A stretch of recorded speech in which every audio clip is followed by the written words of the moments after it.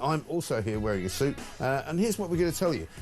The government and the Home Office and Yvette Cooper and Keir Starmer have been humiliated, completely and utterly humiliated, as if they were stripped bare and made to parade naked down at Whitehall to say to everybody, do you know what? We got it completely wrong about the migrants. We got it completely wrong when we decided to reopen the Bell Hotel in Epping and put a load of single men in there because not only has one of them been accused of an alleged offence against a young woman, but all of them are now going to have to be moved out of the hotel thanks to a High Court ruling which came in yesterday because the local council took the government to court and won.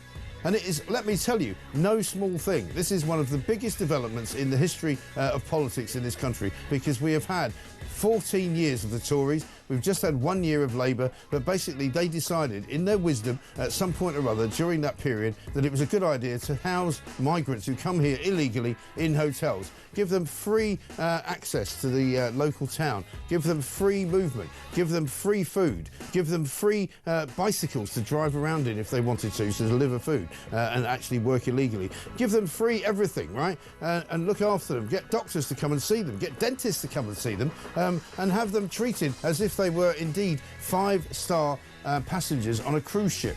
But now the High Court has ruled that basically the hotel, the Bell Hotel in question, is housing these people incorrectly and illegally because the Bell Hotel is no longer a hotel because it is now not operating as a hotel. And so that is the key point in this entire argument. What it means is a victory for small Britain, a victory for all the ordinary people, a victory for the mums and the dads and the children of Epping, the people who didn't fancy having to walk around the hotel so that they didn't get catcalled by the migrants inside it, so that they didn't have to worry about being followed down the street, so they didn't have to worry about being molested or assaulted or even raped, okay? The local people of Epping have won a massive victory, and that massive victory is now going to be played out in the rest of the entire country because every single migrant hotel now is under siege. Every single migrant hotel now is at risk of being shut down and the migrants kicked out because the High Court has finally seen reason. It is a victory for common sense. It is a victory for us here at Talk. It is a victory for you, the good people of Great Britain, who have been coming onto the phone to me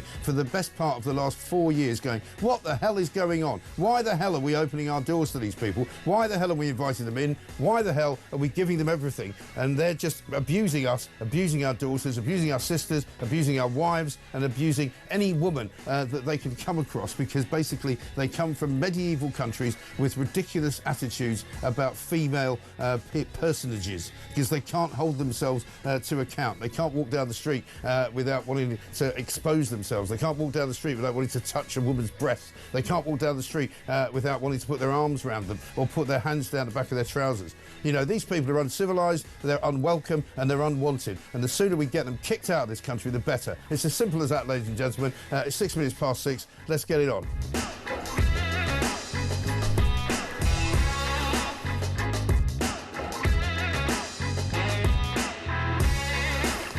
There is some other news as well, of course, but that does seem to be the main dominating story on most of the front pages. The Times says High Court puts asylum hotel policy into turmoil. The Daily Mail, Labour's migrant hotels policy in disarray. The Sun has got a story about Oasis, but we'll get to that later. Asylum hotels policy in chaos. The Telegraph, migrant hotels facing closure. Even The Guardian has got High Court rules asylum seekers must be moved from protest hotel. I mean, it is a massive blow to Yvette Cooper, a massive blow to Keir Starmer, and a massive blow to Labour's policy about migrants. Theo, very good morning to you. Very good morning to you. I'm sorry to kick off with such a sort of a rant, but at the end of the day, this is a massive, massive story, isn't it? Huge story, and it all comes down to the Town and Country Planning Act. Because when Somani Hotels changed, which owns the Bell Hotel, changed from being a normal hotel where you can walk in and you can pay for a nice room. I'm told, by the way, that before they got the contract from the government, that their occupancy rate was 1%. Yeah, so you can see why they decided. It's not exactly the Four Seasons, is it? No, but you can see then why they fought this so vociferously in the High Court, because this was guaranteed income for Somani Hotels. So when they decided to go from being a hotel where you go in and you pay for a room to being accommodation for men from asylum seekers who've come to this country. That represents, the court ruled, a substantial change in use. Yeah. And anybody else has to apply for a change in use through the council. And it's a planning permission thing, isn't it? It's a planning permission, and they didn't do it. And, and the judge in this case was very clear that the hotel group sidestepped public scrutiny, because, of course, had they applied for the change in use, that would be scrutinised by councillors on Epping Council, and also the public would get to have a say. Right. But of course they didn't want to do that. And you'd also get to weigh up, is it a good idea to put these people, single men, young single men of fighting age, into a place where literally next door there's a school? Yeah, they wouldn't. And of course, they might have got. No, I'm sorry, you can't do that. Of course, they just decided to run roughshod over the rules, and now the High Court has come in and said they've got to.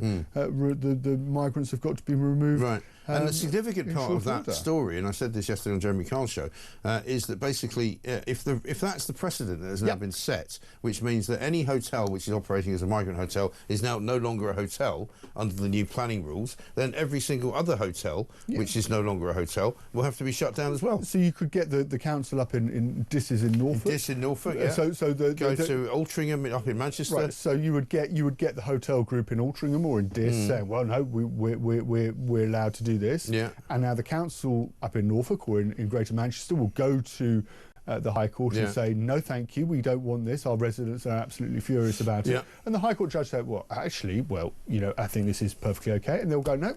Go to the High Court, see what happened down in Epping, and it does represent a substantial change in use. That's the precedent, and that's what the government fear with this. Now, it could go, from this point on, Mike, it can go one of two ways. I have a fear about which way it's going to go. You will have a view about which way it should go. But the danger is, of course, that these migrants get moved out of hotels and they just get moved into houses of multiple occupancy. So you end up with these men... That would be a mistake.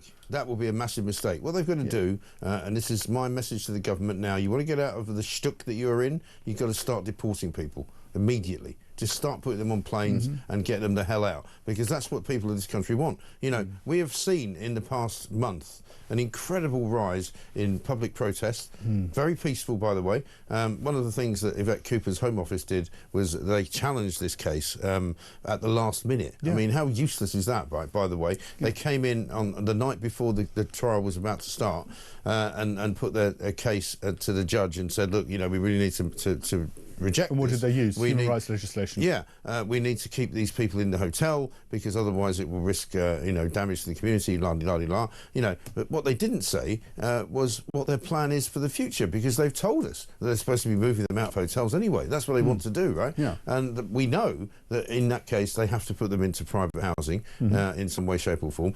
This will now put a really fine focus on that, and they won't be able to do that. They're going to have to deport them. Simple. But look, this is a Home Office, Mike, that when it came down to it in the court, they used Article 3 of the European Convention of Human Rights, which was basically the argument that we've got to uphold our statutory duty. This is the Home Office. This is what the Home Office is saying to these migrants, and that's why we've got to We've got to ensure these migrants can stay in the hotel. Yeah, and the KC operating for the hotel apparently said, you know, this will be detrimental to the health of the migrants if we have to move them out. Nobody cares about them. Yeah, but that's sorry, but your talk station of common sense would say, well, deport them or find. Or put them in a detention centre. There aren't. Sorry, we've been told 13 days ago, and I'm going to play the video. 13 days ago, according to Keir Starmer and Yvette Cooper, both recorded and said it on public broadcast. Anyone who comes to this country illegally will be detained and returned. That's what they told us. Do you want to see it? Let's see it. Let's have a look. Come on, let's play the greatest hits of Keir Starmer. Here we go. For the very first time, migrants arriving via small boat will be detained and returned to France in short order. In exchange for every return, a different individual will be allowed to come here via a safe route, controlled and legal. subject to strict security checks, and only open to those who have not tried to enter the UK illegally. This will show others trying to make the same journey that it will be in vain, and the jobs they've been promised in the UK will no longer exist because of the nationwide crackdown we're delivering on illegal working, which is on a completely unprecedented scale. Yeah, all right, Keir. So apparently, according to the Prime Minister, who surely is not a liar, is he? No. 12 days ago, anyone who comes to this country illegally will be detained and returned in short order, was his words. Yeah, we haven't had a press release since, have we? On how many people have funnily been... enough, Yvette have Cooper... I missed it? No, funnily enough, Yvette Cooper said that we were going to get regular updates. It was pointed out to me that Halley's Comet is also regular. It comes around every 76 years. So she's got some time. But she has made no update since 12 days ago as to who they've detained, whether they're going to be kicked out of the country, and when. Yeah, regular rather than frequent. Yes, yes. Should we have a go at that as well? No, let's go. Let's do it. Let's just do it. Let's enjoy Wednesday. Well, we'll provide regular updates for the public at every stage. That's why I'm confirming today that the pilot has now started and the first migrants who arrived on the small boat are now in detention. The transfers to immigration removal centres are underway as we speak, so we won't provide operational details at this point that criminal gangs can simply use and exploit. Yeah, they don't want to operate in any way to help out the criminal gangs, right? So I'm just checking Yvette Cooper's Twitter, and looks like the last entry is from the 7th of August. Right, yeah. So we still haven't heard any regular updates. We don't know what's happened. The pilot has started. But if we get the next update in 2 weeks, in another 2 weeks, let's say we get the next update on the 7th of September. Right.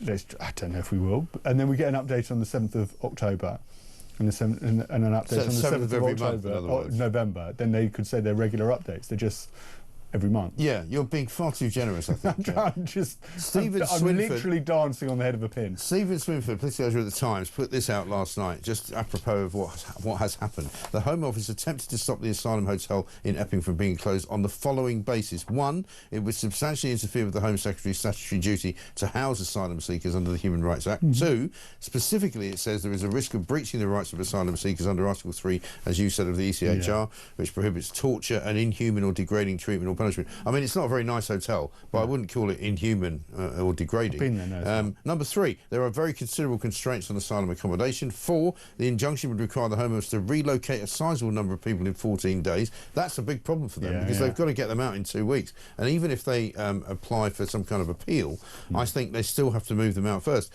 Four, the injunction would require the Home Office... Oh, sorry, we've done that one. The injunction could act as an impetus for further violent protests around asylum hotels. There haven't been any violent protests. The people have been demonstrating outside in a very peaceful manner, and it's almost been like a vigil where they've just stood there and the police have turned up, and yes, there was a couple of scuffles early on. There were counter-protests when the Chief Constable was bringing them in. Let's not forget the Chief Constable was assisting the left and Antifa to come into Epping from the station, the railway station, from places outside of Epping to demonstrate on behalf of a group who wanted to keep the asylum seekers there, who were, Stand Up to Racism, I think it was, you know, funded by the Unite Union. He also says other local authorities could seek interim injunctions as a result of the protest, which I was saying earlier. That could become the new norm, which it will become. The Home Office says the Bell Hotel is an appropriate site for accommodating asylum seekers despite protests. The fact of an alleged criminal offence is not grounds to close the hotel. Well, I'm afraid the judge disagreed with that. It came down to planning laws, specifically the Town and Country Planning Order of 1987. And the point is, as we say, this is happening all over the country. I only found out yesterday a hotel quite close to where I live here in London is apparently going to be taken over and used for asylum seekers. So despite the fact that they're saying one thing, i.e. we're moving people out of asylum... How did you find that out, by the way? I found that out from local residents who talk to each other and who know people that work in the hotel and who know that, for example, you cannot now book a room there any time after about the 7th of September. So you didn't find out because the hotel group had gone through the statutory requirements of a change in use, and there'd been a sign on a lamp post under the council's heading saying that we're going to change this into That's what annoys people, because suddenly you wake up one morning and there's a load of migrants being bussed into your street, and you're thinking, where did they come from? Yeah. And how did that happen? And I think this particular situation is a massive setback for the government, because they now know that not only do they want to move people out of hotels, they're going to have to start doing it. But looking at where, and this is Stephen Swinford in the Times has got another part to his story where he's talking about, you know, the fact that they're going to move them into houses of multiple occupancy. Yeah. That's the direction the government wants to go in, and that would be, you know, potentially you're creating. But they're going to make the situation worse. But if that's where they want to go, yeah, it will make it worse. But why did they then challenge this? Because surely this is what they want. They want to move them out of hotels, and then they could say, if they had any brains, they could go, well, the High Court's told us we have to move them out of the hotel, so now we have to put them somewhere else. But I think they realise what's going to happen, right? They don't want to put them into houses of multiple occupancy, but that's the way they're going to go. Yeah. It's going to mean less accommodation costs are going to go up, because, you know, if you're a landlord, are you going to do the equivalent of what Somani hotels have done, where you're thinking, actually, I've got a house of multiple occupancy here, I can just rack up the rents and charge it out to the Home Office and fill all my rooms immediately and not have to worry about my income? Well, people have asked that question. You know, would it be possible for, say, for example, the government and the Home Office to buy the hotel and just put them up that way and say, well, now it's an HMO? They could do that, but I think, again, there'd be a massive backlash, because people would say, hang on, that's our money. You're spending public taxpayers' money on buying a hotel to house these scumbags. Sorry, I don't think it's a good idea. No, it's not a good idea, right? You're going to end up in a situation where you're going to have, you know, large homes, which should be family homes, or they should be, you know, there is a housing crisis in this country. We know there's a housing crisis in this country, where large homes are going to be converted into bedrooms, bedsits, basically, and housing migrants. That's going to put pressure on the housing system that's already under significant pressure, where people can't afford to can't afford to rent. The prices are going to go up, and there's going to be a lack of availability of housing for families in this country, because these houses are going to be used. At the same time, look, I'm not making excuses to the Bell Hotel, but you go to the Bell Hotel, and everybody in the community, everybody in Epping knows that that's the Bell Hotel, right? And it is with migrants. What you're going to end up with is situations where you have people dotted around, migrants dotted around communities. It's an absolute recipe for disaster. It is. It totally is. It's a powder keg. Absolutely right. Imagine how Sky News would cover this story, right? Check this out. I wonder how the owners of the Bell Hotel are feeling, because this is a significant financial loss for them. And as a district councillor, surely you're also concerned about the finances of your businesses in the area. Well, they've been doing pretty well out of the finances that they've received from the Home Office in recent years. And I understand that they have several hotels being used for this purpose. That's Councillor Holly Whitbread, who we're going to be talking to later on, from Epping. Wouldn't you know that Sky News and their presenters are more concerned about the people who own the hotel, and they're worried that they might be losing some money as a result of this? I mean, what sort of bozos are they? Well, look, I'm not asking you to slag off your fellow journalists, but I'm going to slag them off. Absolutely disgraceful. They are going to look. The hotel is going to lose out. As you said, Good. What was the figure? Care less. What was the figure you said? 1%. Their occupancy rate was 1% before they did the deal with the Home Office. Yeah, and because it doesn't look like a very nice place. No, I'm not going there for a holiday. No. Let's go to Epping. You know, I mean, love Epping as we do. The New Forest, the kids' faces, you know, when you go, where are we going on holiday, Dad? Epping. What? We're going to stay in this place called the Bell Hotel. I don't think so. But if you look at what's been going on, say, down in Bournemouth, where Bournemouth is a terrible state, unbelievable. Jeremy Carr was telling me at the weekend he was down in Sandbanks, right, which is one of the richest communities in Britain, completely overrun with migrants, completely. Yeah, they got 1,000 migrants in 3 hotels, and the beaches look like something out of you know, West Africa. But shocking. Bournemouth. You can't, you know, that is somewhere that families will want to go to, and they can't go there and they can't afford it because the hotels are being... This was covered in the Sun. Three, yeah. The Sunday Times did a piece. There's a vigilante group now walking around the streets of Bournemouth every night. 3 guys and 1 woman, and they're recruiting more people. It's like the Guardian Angels did in New York back in the 1980s, to protect the girls and the women of that part of the world. You're doing the same thing in Bedford as well, yeah. aren't you? I mean, this is happening everywhere. So this whole story has begun in Epping, in a way. It's now ended in Epping, and the rest of the country is going to feel the force of this court ruling. And I see an incredibly great thing for the people of Britain, but the government has got to hold its nerve, and it's got to kick these people out. What it's got to do is accept it and say, we got this wrong, because don't forget, it was the Tories that actually shut... Robert Jenrick had put out a tweet yesterday, he was on the show, they shut the Bell Hotel down for migrants, right? And Labour reopened it and put more migrants in and took out, removed the families and just put in single men. Ridiculous. Here's what Keir Starmer tweeted yesterday about people smuggling.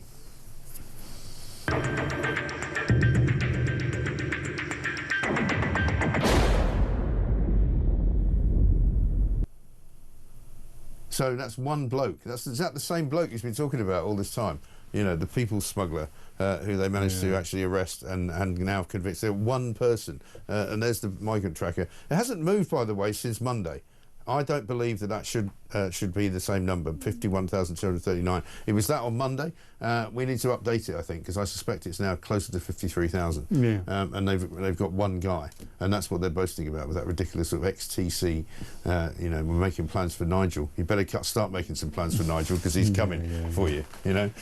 Anyway, listen, we're running over time. We're going to play you some other clips about Keir Starmer's trip to Washington DC. You know. Mr. Smith Goes to Washington is an old film, which you're probably too young to remember. But Mr. Starmer went to Washington and made absolutely no impact at all, apart from the fact that he appeared with a cold sore. Let's get a voice note from Michael. Same thing happened at the Stradey Park Hotel in Wales, in Llanelli. They eventually got the migrants kicked out and the hotel was returned to a hotel. The downside of it was the government had to pay for the refurbish of the hotel that they had trashed and vandalised inside. So the cost still goes on. Where does it stop with these people? Yeah, it's a very, very good point, Michael. I remember the Stradey Park Hotel in Wales, and you know, again, it was local people who went out and demonstrated and made their feelings known. And what Nigel Farage said yesterday was, this is a massive moment for the ordinary people of this country, because it shows that if you make a demonstration and you do it right, and you do it with dignity, and you do it without violence, and you do it, you know, peacefully, you can actually change things in this country. Yeah, and what's... You know, Labour is under pressure in terms of the control of these councils that, of course, put in these applications to say that planning laws have been broken and that actually the government, you know, hotels need to be, you know, returned to their proper use of being hotels. And we've seen reform in the local elections make significant gains. And, you know, I read Nigel Farage's statement.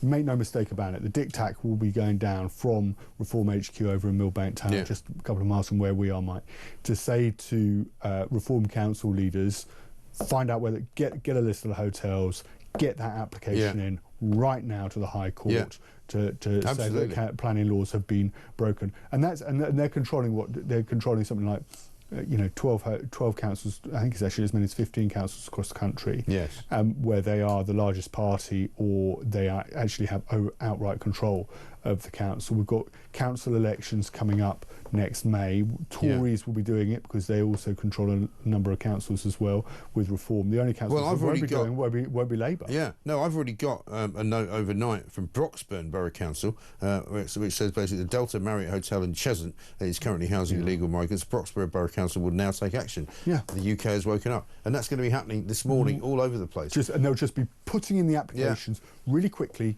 because they know this judgment means that they will win. Because if any judge comes back and says, oh, no, I agree with the Home Office. No, sorry, High Court.